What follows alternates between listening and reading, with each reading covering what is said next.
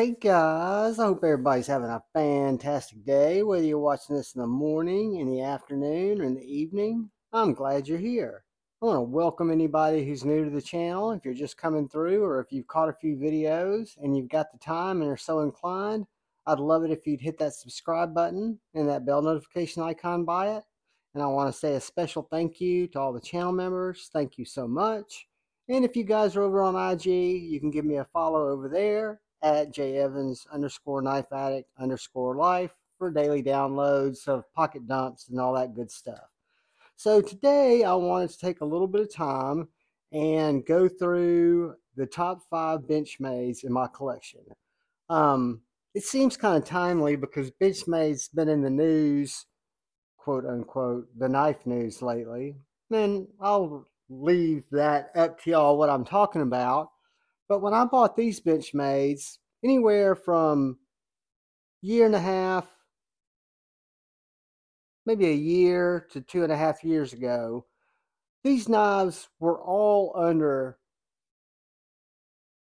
I want to say $200, maybe $250.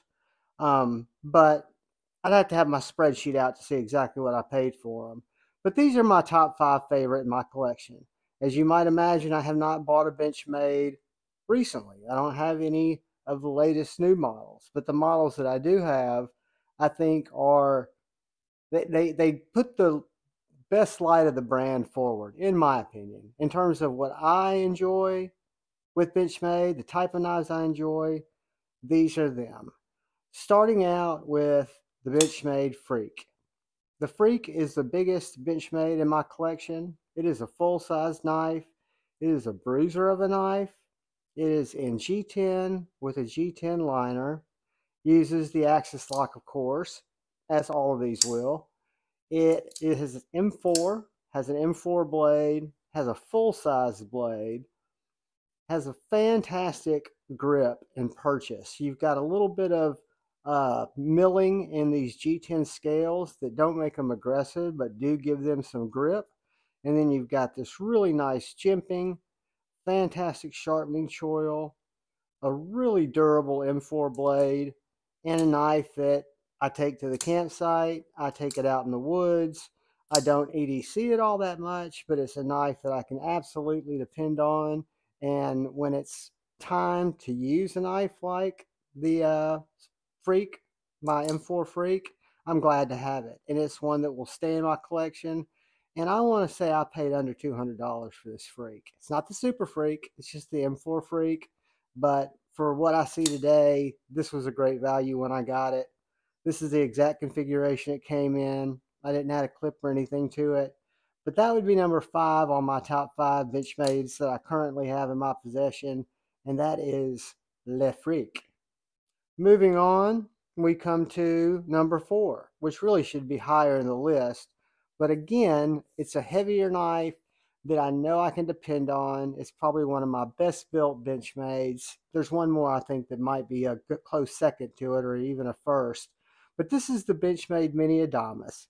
And this is a Mini Adamas that has the applied weapons technology, graphite smooth scales. So it's got titanium scales instead of the radius or contoured G10 scales that have the speed holes in them. I not only like the look, I really like the feel of this knife in hand. The only downside, if any, well, this is a knife that's cut me the worst, but that was user error. This is CPM Crewware. It's a super refined blade with a really nice stony finish on it. That's maybe got some Cerakote on that Crewware. And I think it matches up with these advanced weapons technology scales so nicely. The jimping lines up perfectly between the Benchmade scale and the applied weapons tech scale. You still got the weight relief inside of these scales because they would normally have the pass-through holes. This knife is on a wire. I mean, it has some of the best deployment of any Benchmade in my collection. And it's stout. It is got a very thick blade. This Crewware blade, you could push through material. You could poke it through material. You could breach material with it. You could use the back of this handle with the liners and these titanium scales to pommel if you needed to. It's just what I would consider a go-to knife. If I was in a survival situation and I wasn't just cruising my urban EDC jungle, this would be the knife that I wish I would carry it. So the Benchmade Mini Adamas, definitely a fantastic knife. I love the applied weapons technology scales, and this is one that's going to come in right at number 4.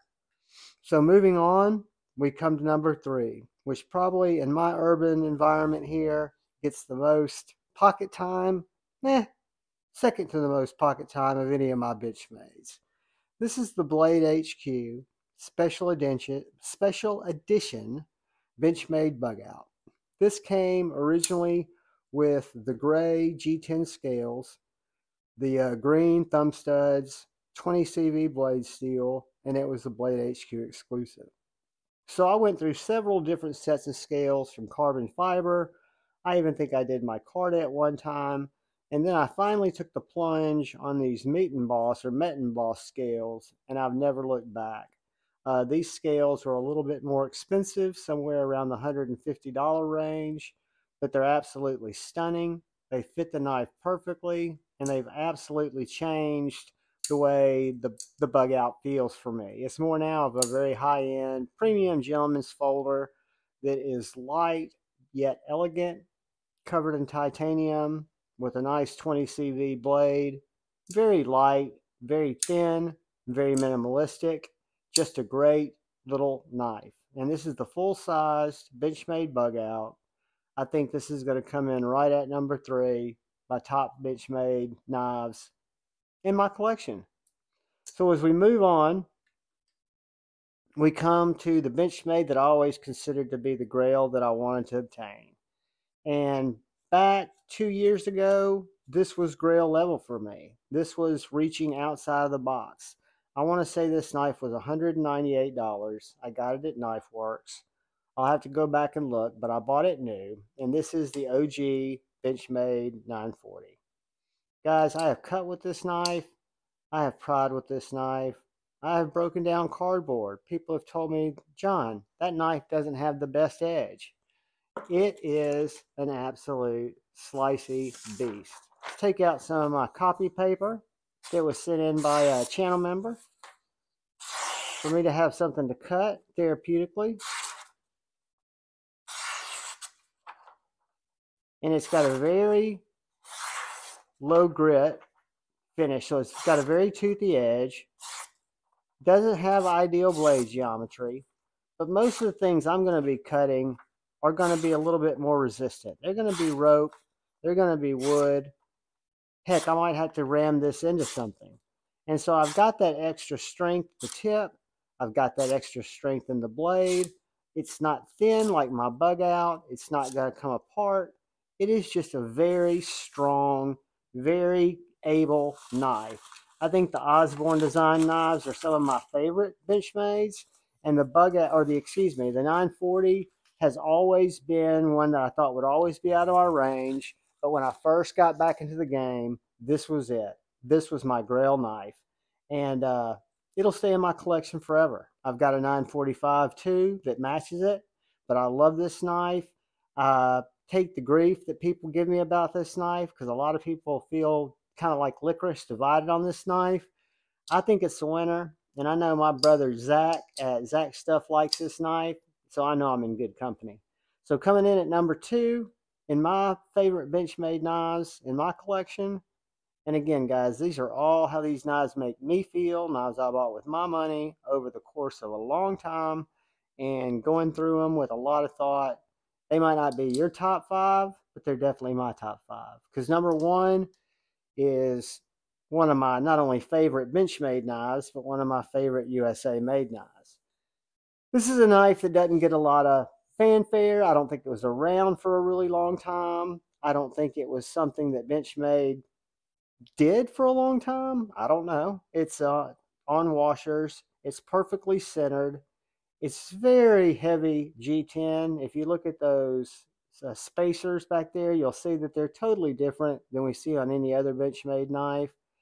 This knife is heavier than any other Benchmade knife. It's got a finger deployment hole, and it's got a blade that if we were just going to compare this to our Bugout, it is a much hardier knife. So if we were going to compare this blade to our mini Adamas, it's getting back in the closeness of that realm. This is S30V. This is an older knife. This is actually a first production variant here. It's got this pistola style grip that just has this nice arc that comes into the hand and fits it very well for me. I do have a medium large size hand. I might see that someone that had a larger hand might feel cramped in this handle. I don't. Again, this is the mini Loco. I was not aware of this knife till I found it at a Benchmade dealer. So I've not seen the full size Loco, but I can imagine that if anybody thought that this knife was too small for them and they haven't had a chance to look at one of these, see if you can find a Loco or a mini Loco by Benchmade. It is probably one of the most overbuilt, impressive knives I have had from Benchmade in my collection. It's my number one, guys.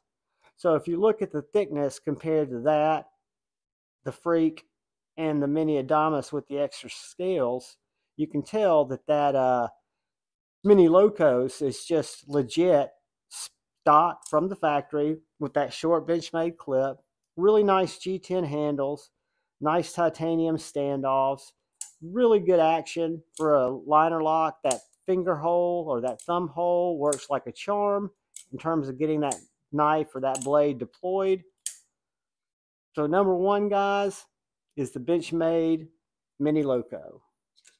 Number two is going to be our Benchmade 940. Number three, right in the middle, is going to be the Benchmade Bugout that wouldn't have made the list if it hadn't gotten its scales and gotten its sack together, which it did. And then number four, hard to beat any of these knives if they're the only ones that I owned, would be my mini Adamas in the applied weapons technology scales. And finally, that leaves us with our Benchmade Freak, the biggest of all of our knives on here. And I probably won't be able to get them all in frame. Maybe I can. Nah. Let's see, guys.